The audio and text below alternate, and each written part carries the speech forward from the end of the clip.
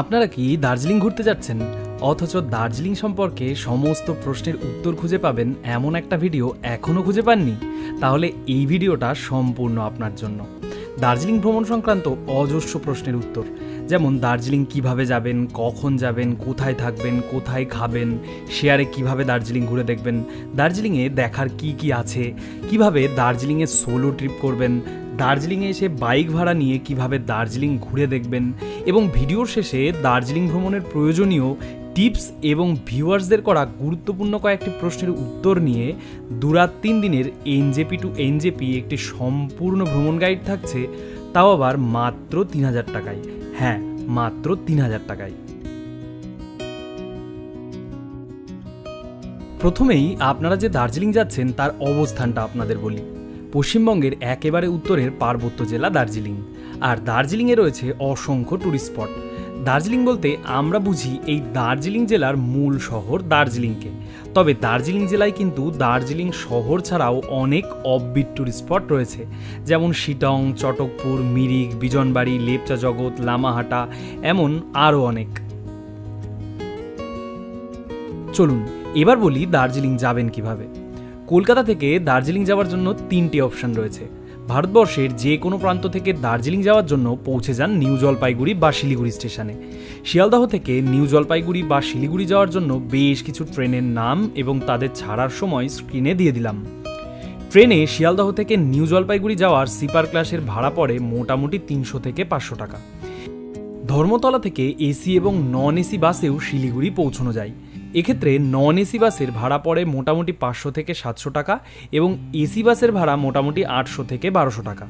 এক্ষেত্রে কলকাতা থেকে শিয়ালদহ পৌঁছতে সময় লাগে প্রায় 13 থেকে 15 ঘন্টা।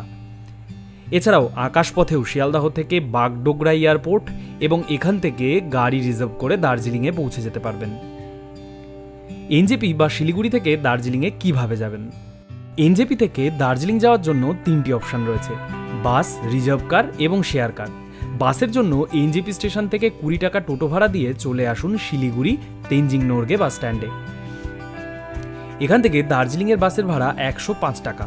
বাসে সময় লাগে 3 থেকে 4 ঘন্টা। আপনারা যদি শেয়ার গাড়িতে যেতে চান, এনজেপি বা শিলিগুড়ি স্টেশন দু জায়গাতেই শেয়ার গাড়ি পেয়ে যাবেন। ভাড়া পড়ে 250 থেকে 300 টাকা। আর রিজার্ভ গাড়ির ক্ষেত্রে এনজেপি স্টেশনের বাইরে প্রচুর রিজার্ভ গাড়ি পেয়ে যাবেন।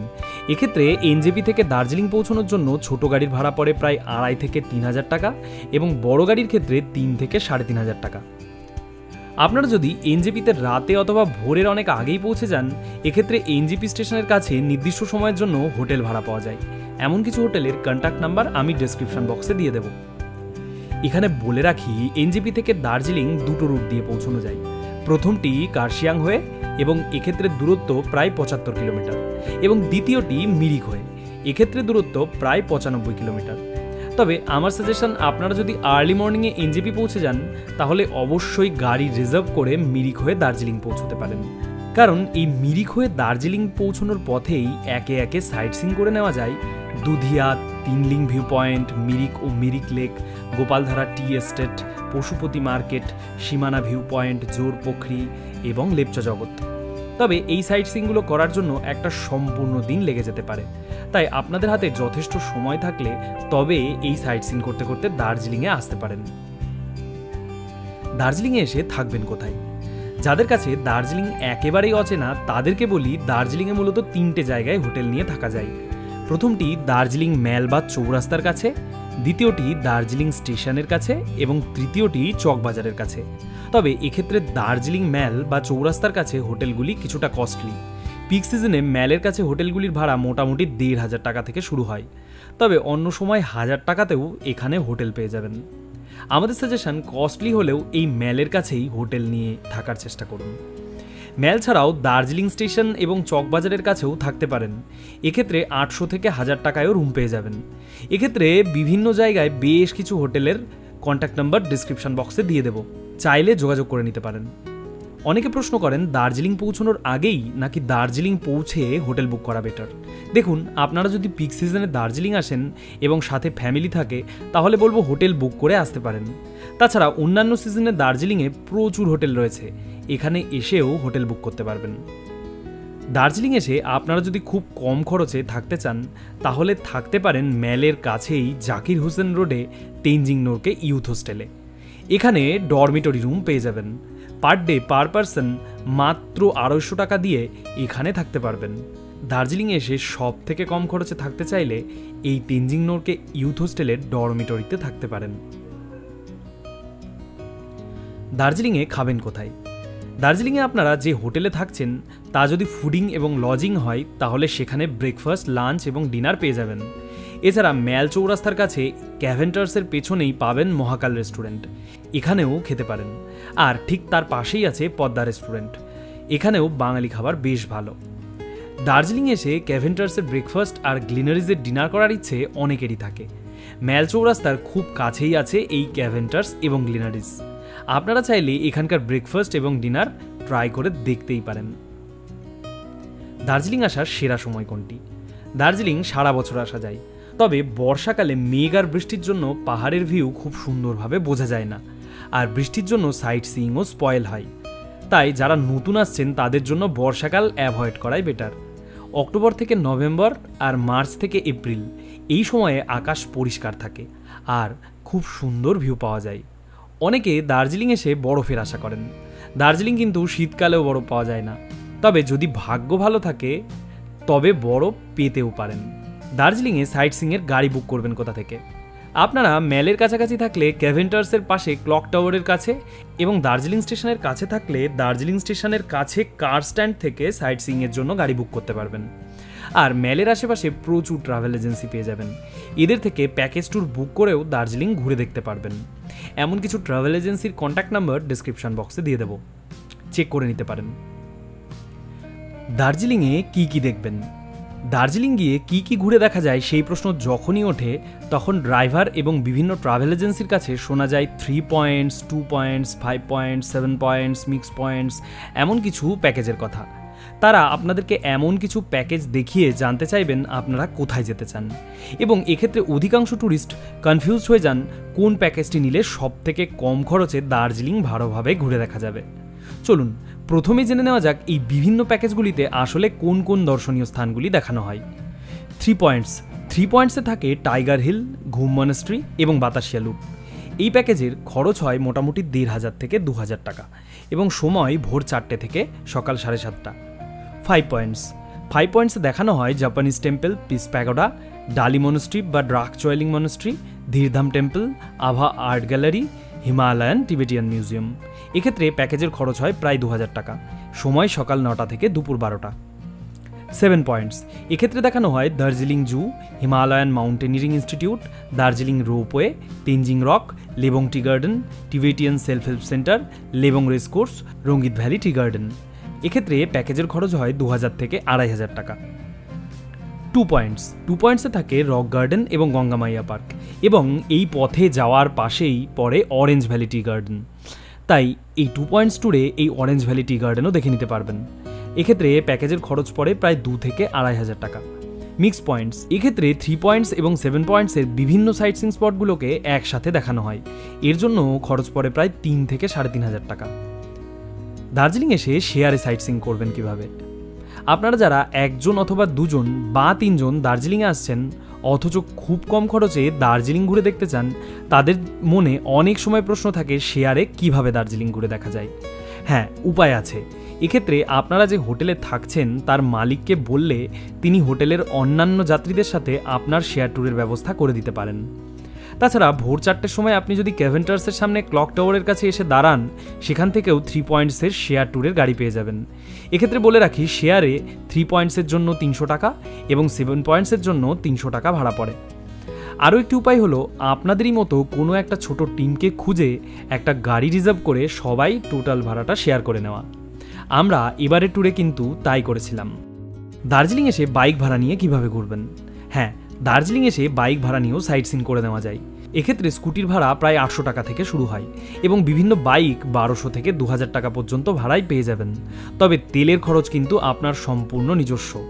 আর এই বাইক নেওয়ার সময় কিছু কিন্তু সিকিউরিটি মানি আপনাদেরকে জমা রাখতে হবে। অবশ্যই ড্রাইভিং লাইসেন্স থাকতে হবে। বাইক বুকিং করার কন্ট্যাক্ট ডিটেলস ডেসক্রিপশন বক্সে দিয়ে দেবো, যোগাযোগ করে নিতে পারেন। অনেকেই প্রশ্ন করেন বিভিন্ন সাইট সিইং স্পটগুলোতে বাইক নিয়ে ঘোরার ক্ষেত্রে পার্কিং করার জায়গা কি পাওয়া যাবে? হ্যাঁ, অবশ্যই পার্কিং করার জায়গা পাবেন। প্রথম দিন যদি বিকালের আগে দার্জিলিংয়ে পৌঁছে যান তাহলে হোটেলে চেক ইন করে পায়ে হেঁটে ঘুরে আসুন মহাকাল মন্দির এবং দার্জিলিং স্টেশন। ম্যাল চৌরাস্তার খুব কাছেই আছে অবজারভেটরি হিল, আর এর ওপরেই রয়েছে মহাকাল টেম্পল। এখানে হিন্দু এবং বৌদ্ধ ধর্মের দেবদেবীরা একসাথে পূজিত হন। মন্দিরে প্রবেশের পথেই রয়েছে ঘণ্টা এবং প্রবেশের পর হিন্দু দেবদেবীর মূর্তি দেখা মেলে। মহাদেব এখানে প্রধান পূজিত দেবতা হলেও ব্রহ্মা বিষ্ণু মহেশ্বরের এখানে পুজো করা হয়।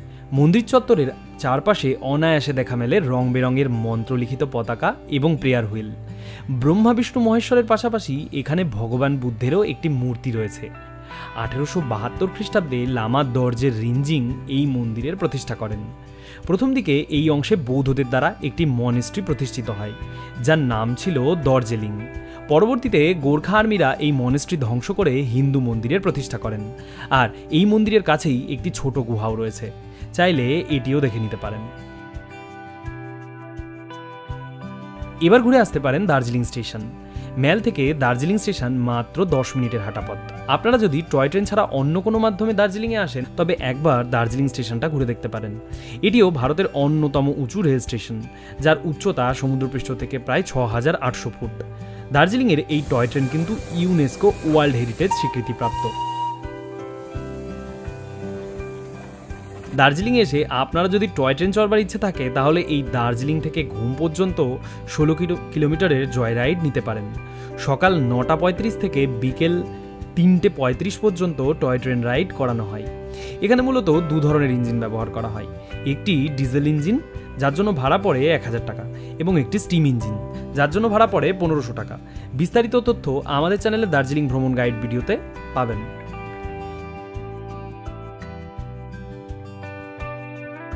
এরপর সন্ধ্যায় ঘুরে দেখুন ম্যাল এবং দার্জিলিং চৌরাস্তার এলাকা। এখানে রাস্তার ধারে প্রচুর স্ট্রিট ফুড পাবেন। দার্জিলিংয়ে এসে এই সব স্ট্রিট ফুড টেস্ট করতে একদম ভুলবেন না। আর চৌরাস্তার আশেপাশে প্রচুর মানুষকে চা বিক্রি করতে দেখবেন। দার্জিলিং যেহেতু চায়ের জন্য বিখ্যাত, তাই এই চায়ে একটা চুমুক দিয়ে নিতেই পারেন। প্রথম দিনের সব থেকে গুরুত্বপূর্ণ কাজ হলো পরের দিনের সাইট সিইংয়ের জন্য গাড়ি বুক করে রাখা। পরের দিনে 3 পয়েন্টস এবং 7 পয়েন্টস বা মিক্স পয়েন্টসের জন্য গাড়ি বুক করে রাখুন। দ্বিতীয় দিনে ভোর 4টের মধ্যে রেডি হয়ে যান। ড্রাইভারকে বললে ড্রাইভার আপনাকে কল করে ঘুম ভাঙিয়ে দেবেন। দার্জিলিং ভ্রমণের অন্যতম আকর্ষণ টাইগার হিল। খুব ভোরে উঠে এই টাইগার হিল আসতে হয়, কারণ সূর্যোদয় এবং কাঞ্চনজঙ্ঘার রং পরিবর্তন এখানকার মূল আকর্ষণ। এখান থেকে মেঘমুক্ত অবস্থায় কাঞ্চনজঙ্ঘা এবং মাউন্ট এভারেস্টের খুব সুন্দর প্যানোরামিক ভিউ পাওয়া যায়। টাইগার হিল দার্জিলিংয়ের সব থেকে উঁচু জায়গা, তাই এখানে ঠান্ডাও যথেষ্ট বেশি। এখানে যাওয়ার সময় তাই উপযুক্ত শীতের পোশাক নিয়ে যান। 3 পয়েন্টসের দ্বিতীয় গন্তব্য ঘুম মনেস্ট্রি। দার্জিলিংয়ের অন্যতম প্রাচীন একটি মনেস্ট্রি ইয়াগাচোয়ালিং বা ঘুম মনেস্ট্রি। 1850 সালে এই মনেস্ট্রির প্রতিষ্ঠা করা হয়। মনেস্ট্রির মধ্যে রয়েছে 16 ফুট উঁচু ভগবান বুদ্ধের একটি মূর্তি। 3 পয়েন্টসে ডালি মনেস্ট্রি থাকে না, তবে আপনাদের যদি গাড়ি রিজার্ভ করা থাকে তবে ড্রাইভারকে রিকোয়েস্ট করে এই ডালি মনেস্ট্রি দেখে নিতে পারেন। পাহাড়ের খাড়া ঢালের সিঁড়ি দিয়ে উঠে এই মনেস্ট্রিতে পৌঁছতে হয়। দার্জিলিং আর ঘুম স্টেশনের মাঝখানে আছে এই ডালি মনেস্ট্রি। ব্যক্তিগতভাবে ঘুম মনেস্ট্রি থেকেও আমাদের কিন্তু ডালি মনেস্ট্রি অনেক ভালো লেগেছিল। দার্জিলিংয়ের 3 পয়েন্ট সাইট সিইংয়ের শেষ পয়েন্ট বাতাসিয়া লুপ। বাতাসিয়া লুপের বাতাসিয়া কথার অর্থ এয়ার স্পেস এবং লুপ কথার অর্থ বৃত্তাকার বা সার্কুলার। পাহাড়ের খাড়া ঢালে টয় ট্রেনের পক্ষে নামা অসুবিধাজনক হওয়ায় বৃত্তাকারে ঘুরে টয় ট্রেন উচ্চতাজনিত সমস্যাকে হ্রাস করে নিচে নামে। এখানে এসে টয় ট্রেনকে বৃত্তাকারে ঘুরতে দেখতে পারবেন। দার্জিলিং ও ঘুম স্টেশনের মধ্যে যে টয় ট্রেন জয় রাইড হয় সেই রাইডে ট্রেন এখানে 10 মিনিট দাঁড়ায়। বাতাসিয়া লুপের ঠিক মাঝখানে আছে গোর্খা ওয়ার মেমোরিয়াল। এটি ভারতীয় সেনাবাহিনীর গোর্খা সৈনিক যারা বিভিন্ন সময় যুদ্ধে প্রাণ দিয়েছেন তাদের স্মৃতিতে তৈরি করা হয়েছে।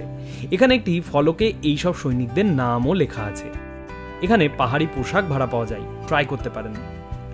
অনেক সুন্দর রং বেরঙের ফুল দেখতে পারবেন এই বাতাসিয়া লুপে। এখান থেকে কাঞ্চনজঙ্ঘা ও দার্জিলিংয়ের ল্যান্ডস্কেপের এক সুন্দর 360 ডিগ্রি ভিউ পাওয়া যায়। 3 পয়েন্ট সাইট সিং শেষ করে হোটেলে ফিরে ব্রেকফাস্ট সেরে রেডি হয়ে নিন 7 পয়েন্টস বা মিক্স পয়েন্ট সাইট সিংয়ের জন্য। 7 পয়েন্ট বা মিক্স পয়েন্টে প্রথমেই দেখানো হয় জাপানিজ টেম্পল এবং পিস প্যাগোডা। দার্জিলিং ম্যাল চৌরাস্তা থেকে জাপানিজ টেম্পল এবং পিস প্যাগোডার দূরত্ব প্রায় 2.5 কিলোমিটার। জাপানিজ টেম্পল জাপানি স্টাইলে তৈরি একটি মন্দির। ফুজি গুরুজি 1972 সালে এই টেম্পলের প্রতিষ্ঠা করেন। মন্দিরের সেকেন্ড ফ্লোরে প্রেয়ার হয়। টেম্পলের প্রতিষ্ঠাতা ফুজি গুরুজি এবং ভগবান বুদ্ধের একটি মূর্তি এই জাপানিজ টেম্পলে রয়েছে। জাপানিজ টেম্পলের পাশেই রয়েছে পিস প্যাগোডা। এই পিস প্যাগোডা পুরীর ধৌলিগিরির পিস প্যাগোডার মতোই। ভগবান বুদ্ধের জীবন কাহিনী এখানে তার মূর্তির মাধ্যমে ফুটিয়ে তোলা হয়েছে। এই পিস প্যাগোডা জাতি ধর্ম বর্ণ নির্বিশেষে শান্তি প্রতিষ্ঠার বার্তা বহন করে। পিস প্যাগোডার ওপর থেকে বিশাল কাঞ্চনজঙ্ঘা ও দার্জিলিং শহরের এক অনবদ্য প্যানোরামিক ভিউ পাওয়া যায়। আজকে দ্বিতীয় গন্তব্য দার্জিলিং জু। দার্জিলিং ভ্রমণের অন্যতম আকর্ষণ এই দার্জিলিং জু। দার্জিলিং ম্যাল থেকে এই জুয়ের দূরত্ব প্রায় 2.5 কিলোমিটার। এই জুয়ের উচ্চতা প্রায় 7,500 ফিট। এটি ভারতের বৃহত্তম হাই অল্টিটিউড জু। স্বাধীনতার পর পশ্চিমবঙ্গের গভর্নর ছিলেন পদ্মাজা নাইডু, আর তার নামানুসারেই এই জুয়ের নামকরণ করা হয়েছে। এই জুয়ের মূল আকর্ষণ রেড পান্ডা এবং স্নো লেপার্ড। এখানে স্নো লেপার্ডের ব্রিডিং গ্রাউন্ডও রয়েছে। এছাড়াও এখানে দেখতে পাবেন হিমালয়ান উলফ, হিমালয়ান থার, ব্লু শিপ, আরও অনেক রকমের প্রাণী।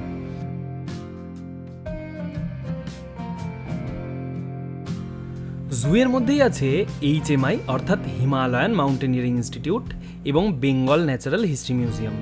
1953 সালে এডমন্ড হিলারি এবং তেনজিং নোরকে মাউন্ট এভারেস্ট আরোহণের পর থেকেই পর্বতারোহণ অনেক বেশি উৎসাহ পেতে থাকে।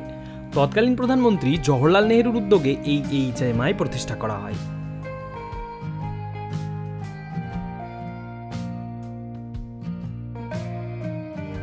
তৃতীয় গন্তব্য তেনজিং রক এবং গম্ফু রক।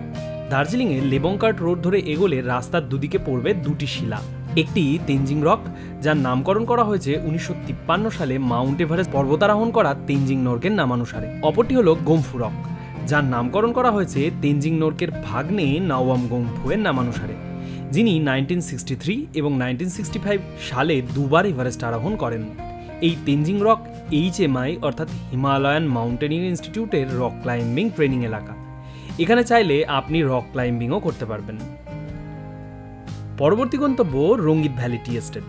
দার্জিলিংয়ে এসে চায়ের বাগান দেখবেন না তা কি হয়? বর্তমানে দার্জিলিংয়ের বিভিন্ন প্যাকেজে এই রঙ্গিত ভ্যালি চা বাগান দেখানো হয়।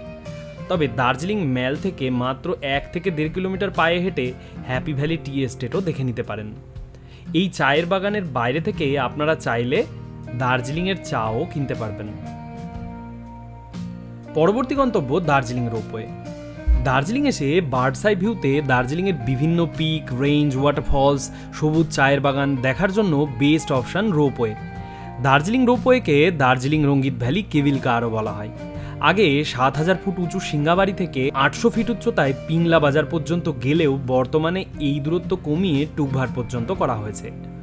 1968 সালে শুরু হওয়া ভারতের প্রথম কেবিল কার এই দার্জিলিং রঙ্গিত ভ্যালি কেবিল কার, যা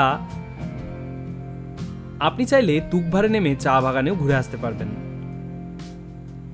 রোপওয়ের ভাড়া বড়দের জন্য 270 টাকা, তবে রোপওয়ের জন্য লম্বা লাইন হয়। এর জন্য অনেকটা সময় হাতে নিয়ে এখানে আসুন। এখানে বলে রাখি, দার্জিলিং রোপওয়েতে প্রবেশ করার আগেই রাস্তার ধারে দেখতে পাবেন সেন্ট জোসেফ বা নর্থ পয়েন্ট স্কুল। এখানে বলিউডের ইয়ারিয়া, বরফি প্রভৃতি মুভির শ্যুট হয়েছিল। এছাড়াও ড্রাইভার আমাদেরকে দেখিয়েছিলেন দার্জিলিংয়ের রামকৃষ্ণ মিশন। তেনজিং রকের খুব কাছে অবস্থিত এই রামকৃষ্ণ মঠ ওয়েস্ট বেঙ্গল রামকৃষ্ণ মিশন এবং বেলুর মঠের একটি শাখা। এটি সকাল 9টা থেকে 12টা পর্যন্ত এবং দুপুর 2টো থেকে 4টে পর্যন্ত খোলা থাকে। দ্বিতীয় দিন সাইট সিন শেষে হোটেলে ফিরে বিকালে হাতে সময় থাকলে ঘুরে আসতে পারেন ঘুম স্টেশন। দার্জিলিং ম্যাল থেকে ঘুম স্টেশনের দূরত্ব প্রায় 6 কিলোমিটার। ভারতের উচ্চতম রেল স্টেশন ঘুম। সমুদ্র থেকে এই ঘুম স্টেশনের উচ্চতা প্রায় 7400 ফিট। অনেকেই ঘুমকে বিশ্বের উচ্চতম স্টেশন ভাবেন। এটা কিন্তু সম্পূর্ণ ভুল ধারণা। ঘুম ভারতের উচ্চতম রেল স্টেশন। নিউ জলপাইগুড়ি থেকে ঘুম হয়ে টয় ট্রেন দার্জিলিং স্টেশনে পৌঁছয়। ঘুম স্টেশনের পাশেই আছে ঘুম মনাস্ট্রি আর ঘুম মিউজিয়াম। এই ঘুম মিউজিয়ামে পুরনো দিনের টয় ট্রেনের বিভিন্ন জিনিসপত্র রাখা আছে।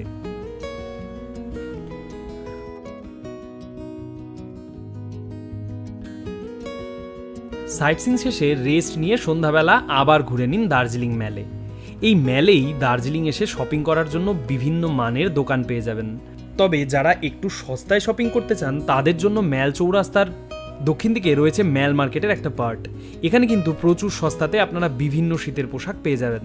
তাই যারা সস্তায় দার্জিলিংয়ে এসে শপিং করতে চান তারা কিন্তু অবশ্যই এই মার্কেটে একবার ঘুরে যাবেন।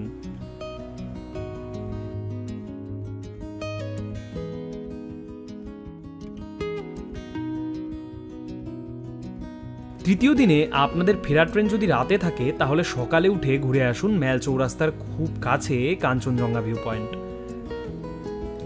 দার্জিলিং চৌরাস্তা থেকে মহাকাল রোড ধরে মাত্র 500 থেকে 700 মিটার এগোলেই পড়ে কাঞ্চনজঙ্ঘা ভিউ পয়েন্ট। এই ভিউ পয়েন্ট থেকে সাদা বরফে ঢাকা কাঞ্চনজঙ্ঘার খুব সুন্দর ভিউ পাওয়া যায়। তাই দার্জিলিং এসে ম্যালের কাছাকাছি থাকলে এই জায়গাটি একদম মিস করবেন না। এই ভিউ পয়েন্টসের কাছেই পৌঁছানোর রাস্তাটাও কিন্তু বেশ সুন্দর। আর তৃতীয় দিনে আপনারা ঘুরে আসতে পারেন 2 পয়েন্টস, অর্থাৎ রক গার্ডেন এবং গঙ্গামাইয়া পার্ক। এখানে বলে রাখি, দার্জিলিং থেকে রক গার্ডেন যাওয়ার জন্য কিন্তু অনেকটা নিচে নামতে হয় এবং এখানকার রাস্তাও বেশ খারাপ, তাই অধিকাংশ ড্রাইভার এই রক গার্ডেনে যেতে চান না। তবে আপনারা একটা পার্সোনাল গাড়ি রিজার্ভ করে অবশ্যই এই রক গার্ডেন ঘুরে আসতে পারেন। দার্জিলিং শহর থেকে রক গার্ডেনের দূরত্ব প্রায় 8 কিলোমিটার। পাহাড়ের ওপর থেকে নেমে আসা চুন্নু ওয়াটারফলকে কেন্দ্র করে এই রক গার্ডেন গড়ে উঠেছে। এখানকার প্রবেশের টিকিট মূল্য 20 টাকা। এখানে পাহাড়ের ঢালে বেশ কয়েকটি স্টেপ রয়েছে। একদম উপরের ধাপে উঠলে ওয়াটারফলটিকে খুব সুন্দরভাবে দেখা যায়। ওপর থেকে পুরো পার্কটিও খুব সুন্দর দেখায়।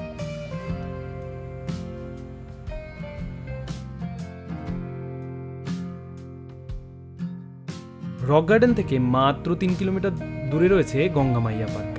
দার্জিলিং ম্যাল থেকে এর দূরত্ব প্রায় 10 কিলোমিটার। এই পার্কে একটি ওয়াটারফল রয়েছে এবং একটি ছোট জলধারাও রয়েছে। এখানে একটি ছোট্ট লেক এবং তাতে বোট রাইডেরও ব্যবস্থা রয়েছে। আপনারা যদি সাইলেন্ট প্রাকৃতিক সৌন্দর্য পছন্দ করেন তাহলে এই পার্কটিকে চুজ করতেই পারেন। রক গার্ডেন ও গঙ্গামাইয়া পার্ক দেখে ফেরার পথেই দেখে নিতে পারেন অরেঞ্জ ভ্যালি টি এস্টেট, যাকে আবার ব্লুমফিল্ড টি গার্ডেনও বলা হয়। আপনাদের হাতে যদি আর একটা দিন থাকে অথবা তৃতীয় দিনে যদি রক গার্ডেন না যান, সেক্ষেত্রে আপনারা দার্জিলিং স্টেশনের টয় ট্রেনে জয় রাইড করতে পারেন।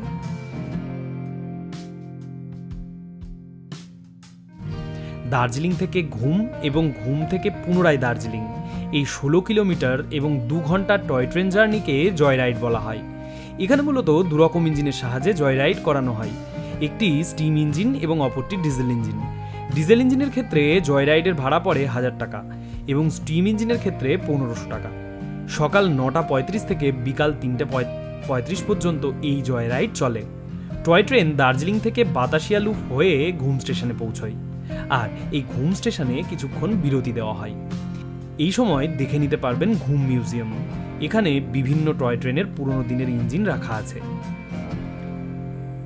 এবার ফেরার পালা। আপনারা যদি গাড়ি রিজার্ভ করে দার্জিলিং থেকে এনজেপি ফেরেন, সেক্ষেত্রে আসার দিনটা মিরিক হয়ে দার্জিলিং আসলে যাওয়ার দিনটা কার্শিয়াং হয়ে এনজেপি পৌঁছতে পারেন। আর এই পথেই দেখে নিতে পারেন ডাউহিল। তবে আপনারা যদি শেয়ার গাড়িতে এনজেপি পৌঁছতে চান তাহলে বলবো একটু তাড়াতাড়ি ফেরার জন্য রেডি হয়ে গাড়ি ধরে বেরিয়ে পড়ুন। দার্জিলিং ভ্রমণের প্রয়োজনীয় বিশেষ কিছু টিপস। আমার আগের পর্বের দার্জিলিং ভ্রমণ ভিডিওয় ভিউয়ার্সদের প্রচুর প্রশ্ন পেয়েছিলাম।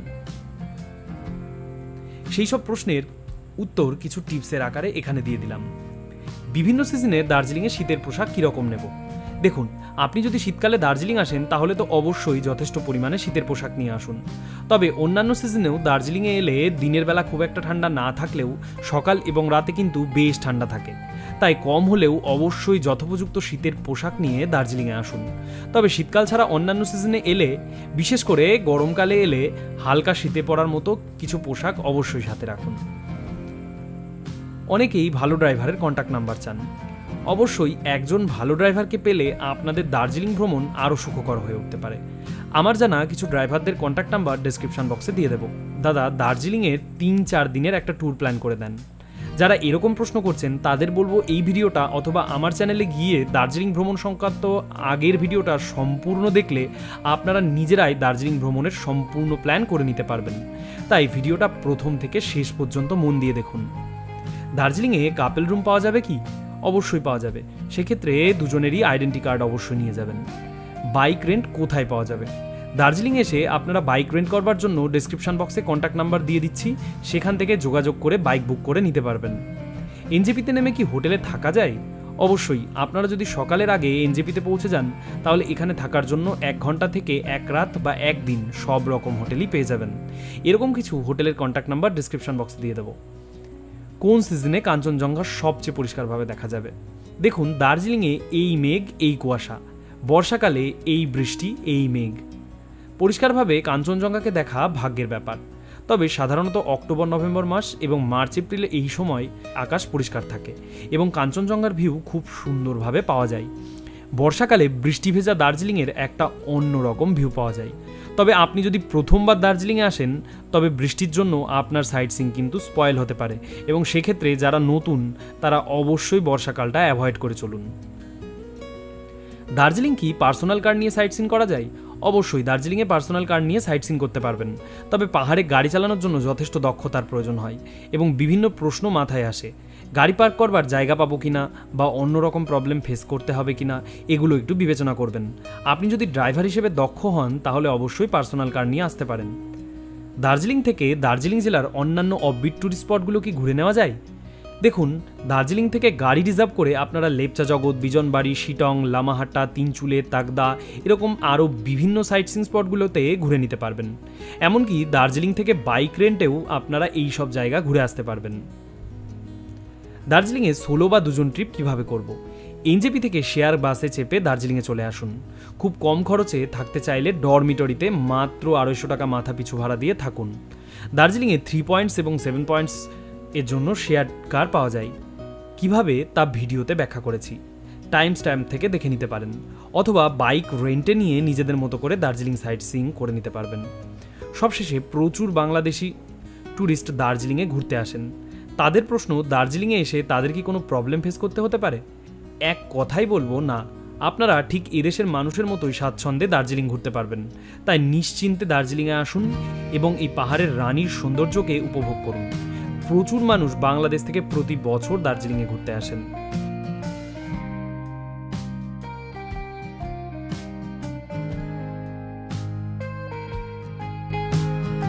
আজকের ভিডিও এখানেই শেষ করছি। ভিডিওটি ভালো লাগলে অবশ্যই চ্যানেলটি সাবস্ক্রাইব করবেন এবং কমেন্ট করে আপনার মতামত জানাতে কিন্তু একদম ভুলবেন না। আবার দেখা হবে নতুন কোনো ভিডিওতে।